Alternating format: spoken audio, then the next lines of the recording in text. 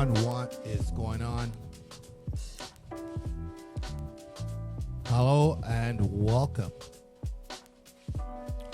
Well, I don't know if you've heard or not. You must have heard of what's going on with this Adam's BBQ. I think it's in Mississauga. They've defied the order and gone ahead and opened. This is a brave man. Unfortunately, you're not going to find too many of these brave people. What they're thinking, other people, is that as long as I'm okay, it doesn't matter. But thank God for this guy, for standing up. Unfortunately, I think he's going to be standing alone because of the sheeple. Do you think that, Adam's point, and it's a valid one, I think, when you have the Walmarts and the Costcos of the world open, but all these little businesses shut down under threat of heavy penalties, why are we tolerating this double standard in the first place? We shouldn't be. I think a lot of people are scared. I think that's the reason why people are tolerating it. A lot of people are just scared to stand up. They don't know their rights. They don't know that this is just a mandate. What does it feel like to put defiance on the menu? Okay, this guy here, this is Adam Scully. He's the owner of Adam's BBQ. And this is one guy that's got some guts. Although we know he's going to get fined and he's most probably going to go to jail. But this man has no fear. He's going to deal with it. If everybody else was to open up, we could get things done. But I don't see that happening. People are just a little too timid and frightened and gutless. So we're going to get what we're going to get. And I'm not believing them that things are going to go back. Things aren't going back to normal. They want to kill off all the small businesses. And I don't care if you don't believe me. You will find out soon enough. Feels fucking amazing, bro.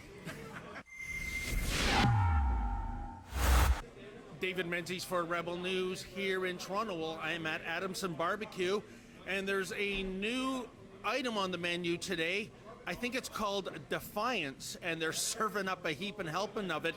You see, Adamson BBQ, being in Toronto, they are supposed to be closed. Toronto went into a gray zone lockdown mode at the stroke of midnight on Sunday. It's Tuesday, day 2, and the owner, Adam Scully, is opening in defiance of it. He has said on social media, enough is enough. Enough is enough. I complied with the 2 weeks to flatten the curve. Do you remember that? Oh, it's only 2 weeks to flatten the curve. Okay. I complied again during the second wave when we locked down, when Doug Ford promised us that there would be supporting evidence to shut down the restaurants, bars, and gyms. He didn't provide it. We got something a little bit later talking about outbreaks. Remember, outbreaks doesn't mean deaths. People keep hearing outbreaks and cases and equating that with death. And then some people are going, oh, well, you see, you'd feel differently if one of your family members had it. No, I'm going to feel the same. And yes, one of my family members has had it. But the data from Toronto Public Health that came out 2 weeks ago show that two of the over 10,000 Ontario COVID deaths were linked to bars, restaurants, and retails. So why are we getting singled out and the big multinational corporations are all essential while they're packed? I'll tell you why, because this guy here is not too smart. He doesn't understand. This is an intelligent virus. It's alive! It's alive! It's alive!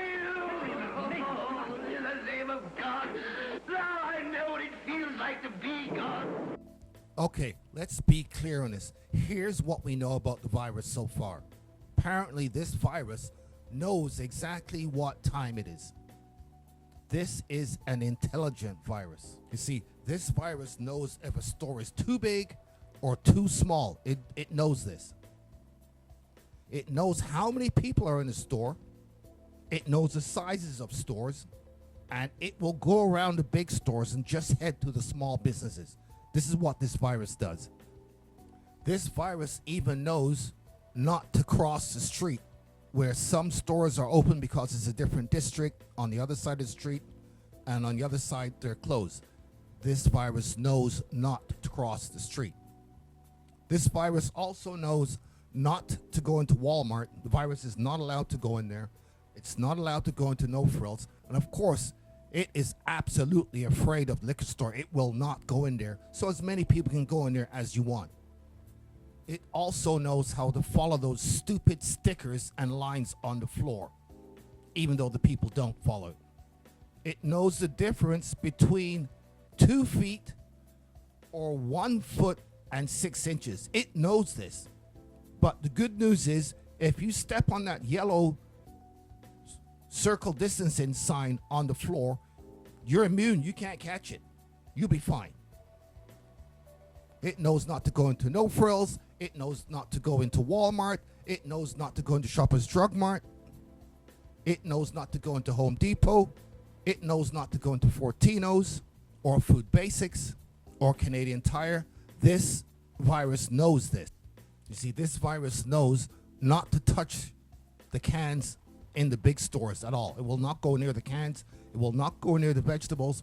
It will not touch that keypad which you use to pay with your Interact or your credit card. It also knows not to go on a change in your pocket when you're in those stores and giving money or taking your card out. It knows all of that. It knows that when you touch your face mask and put your hand back in your pocket and touch something else and shift it around, it knows all of this stuff.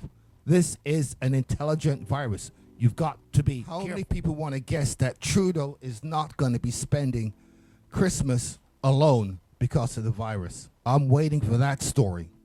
He's going to be heading out there with his family for Christmas or what other family holidays are happening, birthdays or whatever.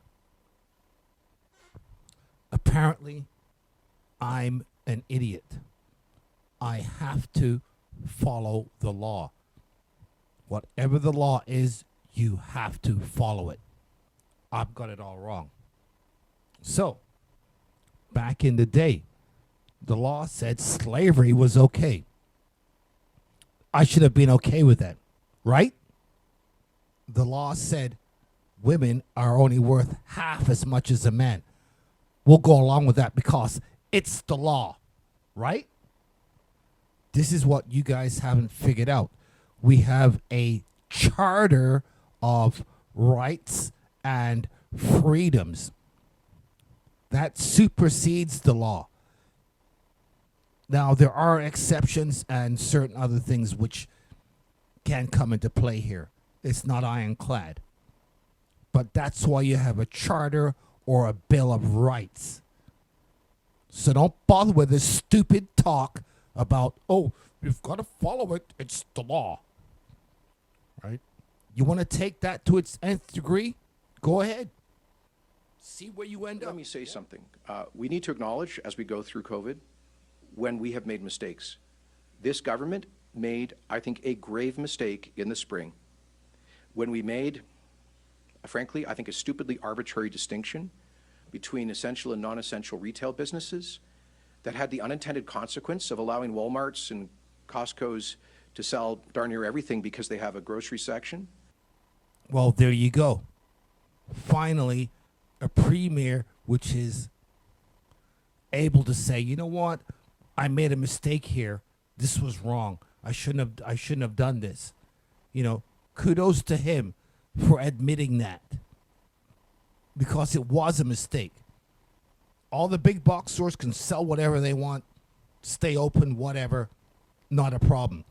They were deemed essential services by the godlike figures in the premier office. And apparently these unelected doctor types. You kidding me? Where they sell pharmaceuticals while shutting down thousands and thousands of retail small and medium-sized businesses. Frankly, stupid mistake that we made, for which I apologize. That is fantastic. Finally, somebody with some common sense. Now, I don't know how long this common sense is going to last, but I like what he's saying. I'm done. I'm out. I'm finished, man. Done.